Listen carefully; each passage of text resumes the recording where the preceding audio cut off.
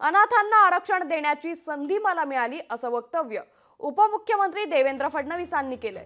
अनाथांना आरक्षण देणारं महाराष्ट्र पहिलं राज्य आहे। आम्ही अनाथांना मोफत शिक्षण देण्याचा निर्णय घेतला। अश्विन आगवणेंच्या वकिलीवर देवेंद्र फडणवीसांनी ट्विट केलंय। अश्विन आगवणे देशातील पहिले अनाथ वकील आहे। आज LLB अंतिम वर्षाचा निकाल जाहीर झालाय आणि अनाथ आरक्षणाचा लाभ घेऊन मी देशातील पहिला अनाथ वकील झालो।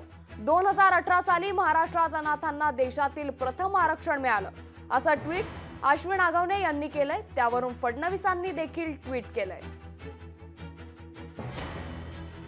तर आता ही मोठी बातमी समोर येते। अनाथांना आरक्षण देण्याची संधी मला मिळाली असं ट्विट आता फडणवीसांनी केलंय।